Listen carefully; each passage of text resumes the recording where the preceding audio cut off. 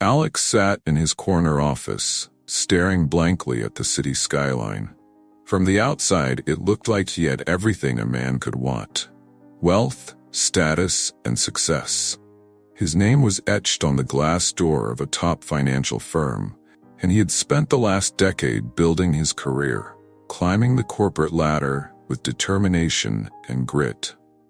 But beneath the surface of all the accolades, Alex was unraveling. The once celebrated achievements felt hollow, and each new milestone only seemed to add to the weight he carried on him. The truth was, Alex's life had been falling apart, slowly but surely. The cracks had started to show when he lost his father a few months ago. Grief consumed him in ways he hadn't anticipated. He thought he could handle it, push through like he did with everything else in life. But the loss left him with a profound emptiness, a question he couldn't shake. What's the point of it all? The pressures at work mounted with every passing day, and the more he tried to suppress his emotions, the more they bubbled to the surface. He couldn't sleep, couldn't focus, and no amount of success could fill the void. To make matters worse, his personal life was no better. Alex had recently discovered that one of his closest friends, someone he had trusted for years, had betrayed him in a business deal. It felt like the ground beneath him was crumbling. The people he thought he could rely on had let him down, and no amount of money or status could protect him from that kind of pain. He was drowning in the chaos of it all, with no clear way out. One evening, in a moment of desperation, Alex found himself standing in front of his bookshelf. His eyes fell on a book he had purchased years ago, but had never read: The Discourses of Epictetus. It was a small, unassuming book, and at the time he had bought it simply because he thought it might look good on his shelf.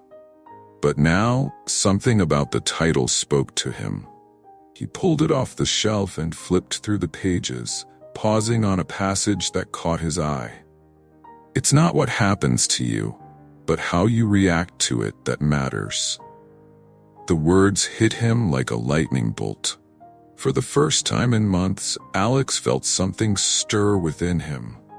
A glimmer of hope, a sense that perhaps there was a way out of the chaos that had taken over his life. The teachings of Epictetus, a Stoic philosopher from ancient Greece, were simple yet profound. They didn't promise to change the world around him, but they offered something even more powerful: a way to change himself. In that moment, Alex made a decision. He would stop trying to control everything around him and start focusing on what he could control: his thoughts, his actions, and his reactions to life's challenges.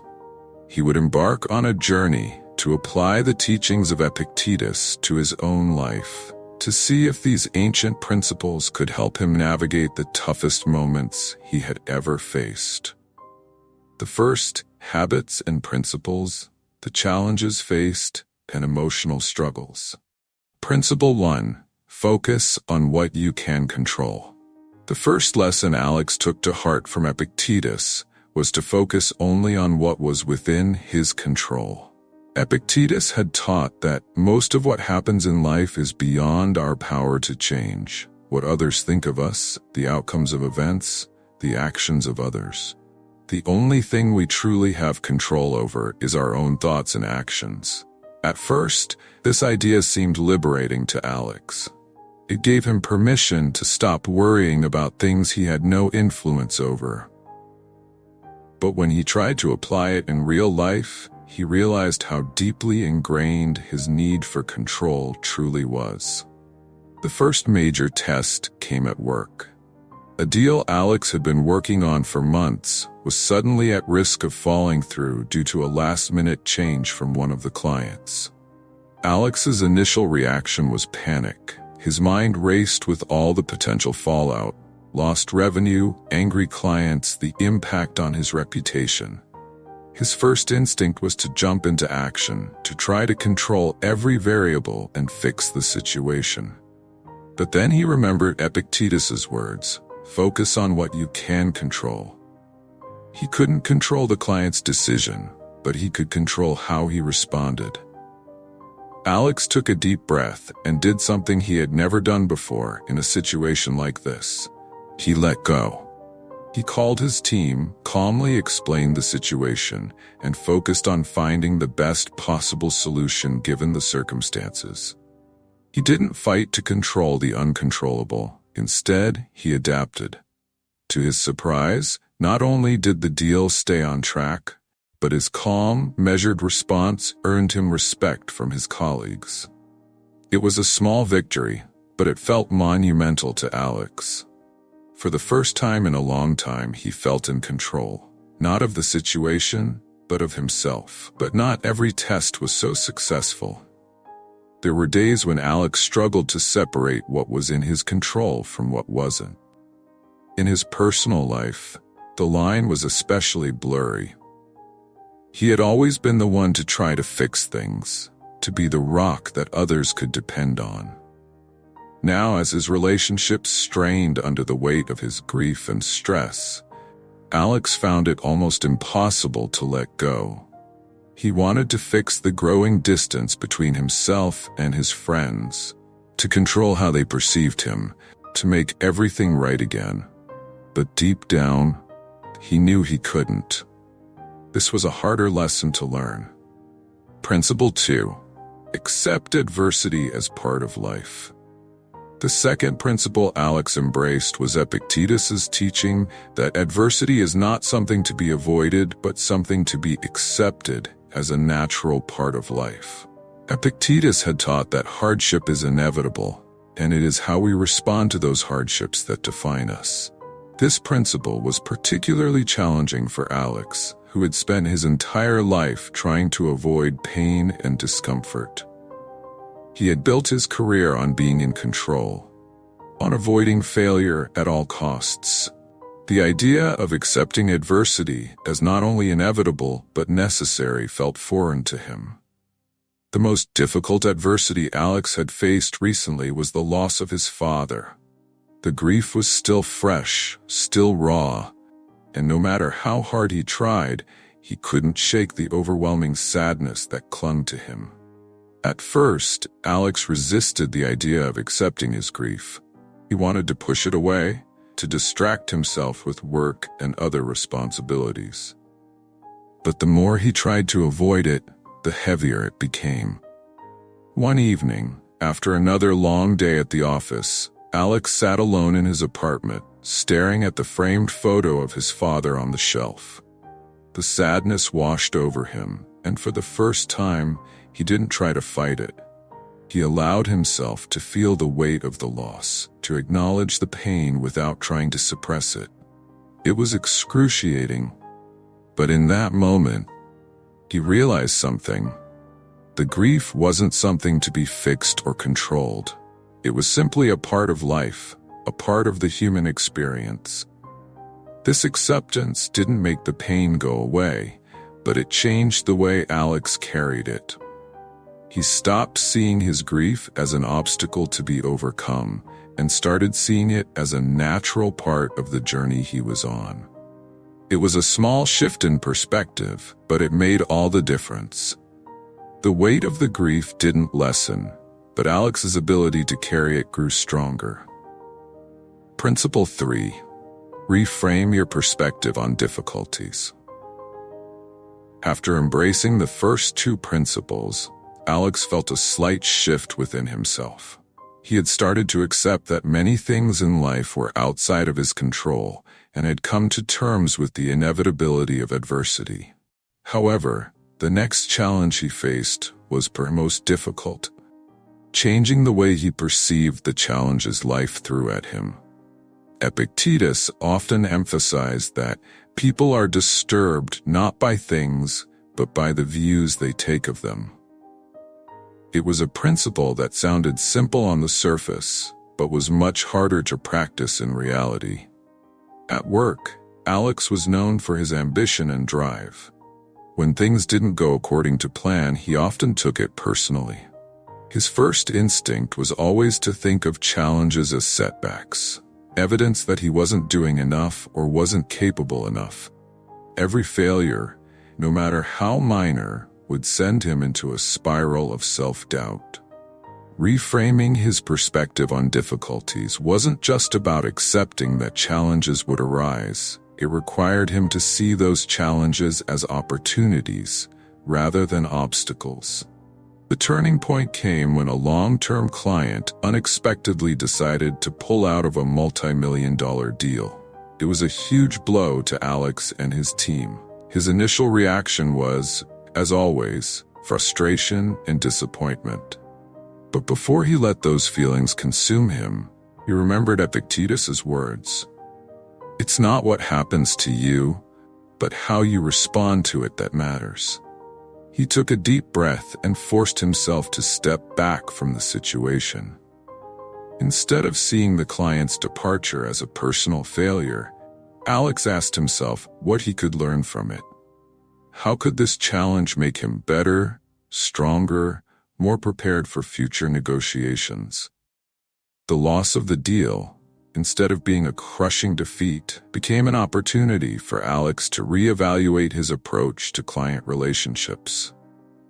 He realized that he had been neglecting the importance of maintaining personal connections with clients, focusing too heavily on the transactional nature of the business.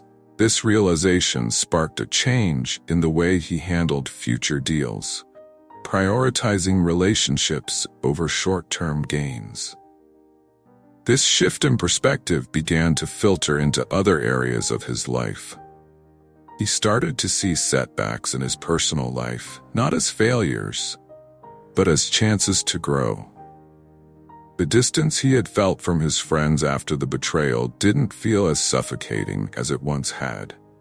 Instead, Alex began to view it as an opportunity to re-examine the kind of people he wanted in his life and what he valued most in his relationships.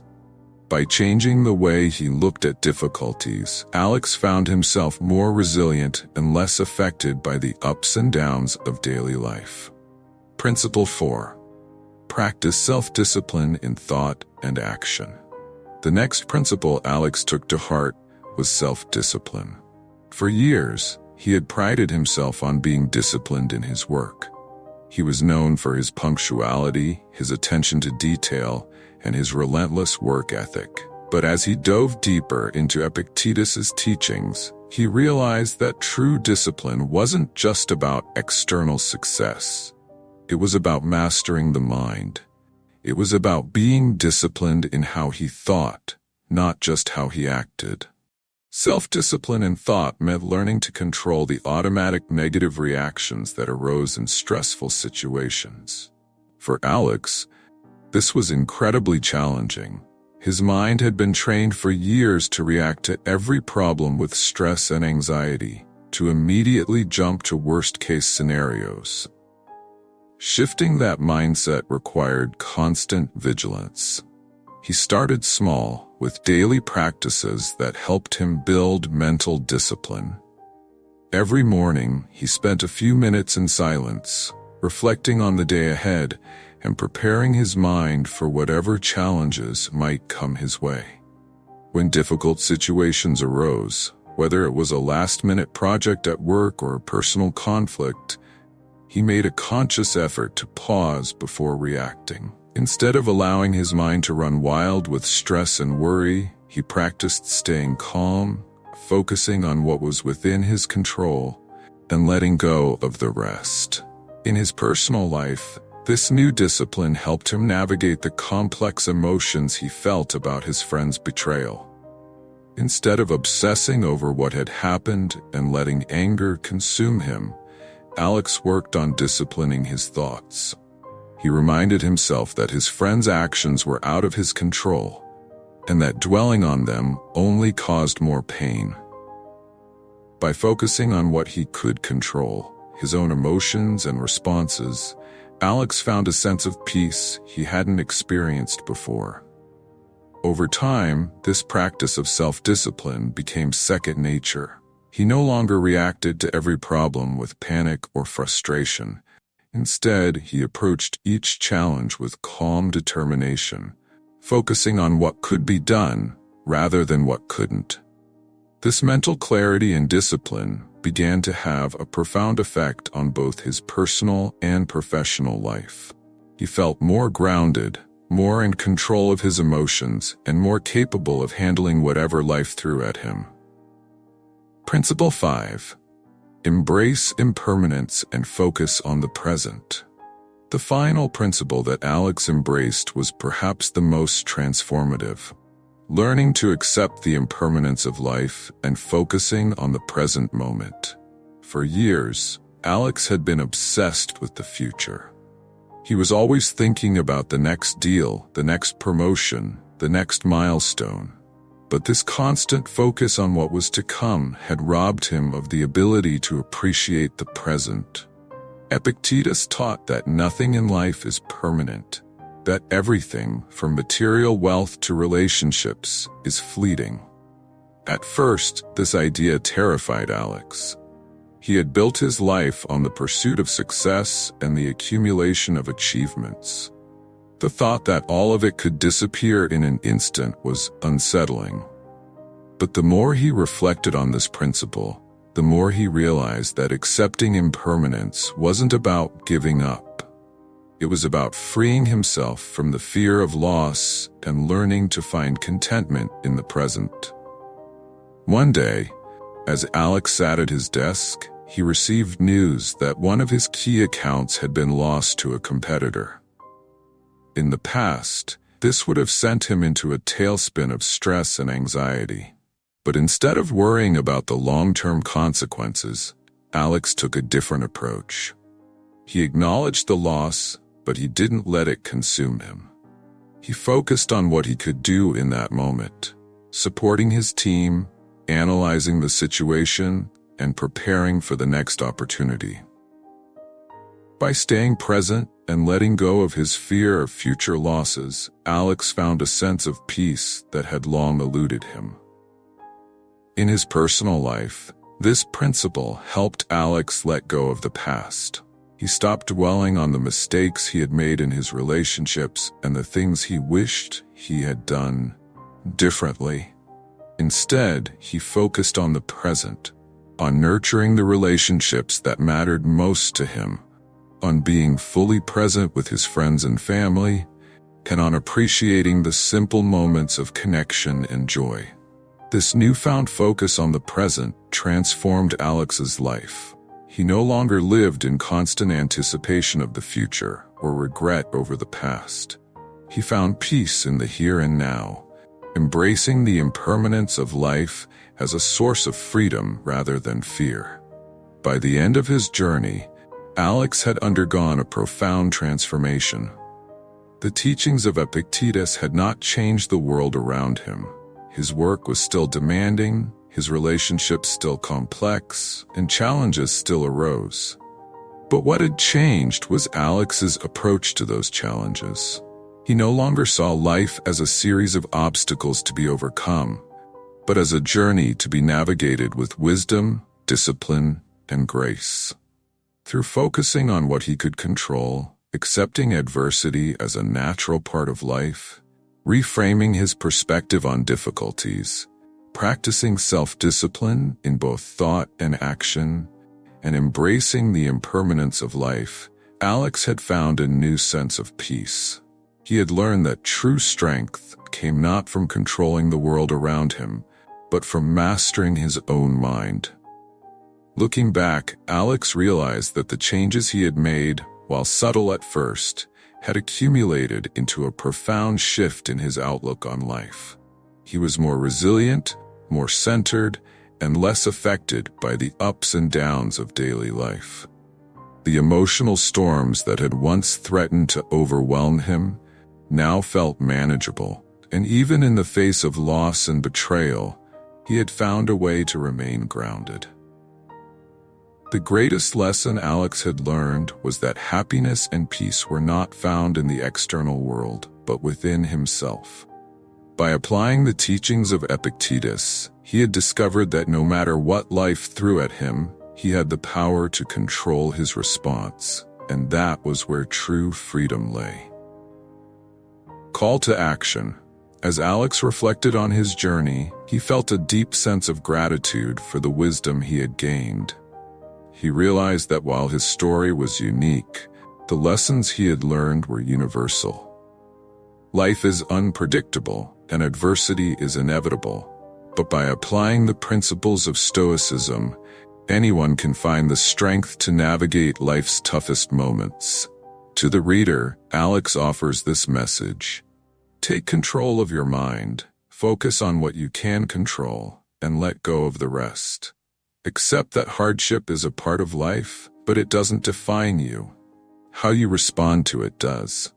Practice discipline in your thoughts and actions, and above all, embrace the present moment, for it is the only thing that truly belongs to you. In the end, Alex's journey was not about escaping life's challenges, but about learning to face them with courage, wisdom, and resilience. And that, he realized, was the greatest victory of all.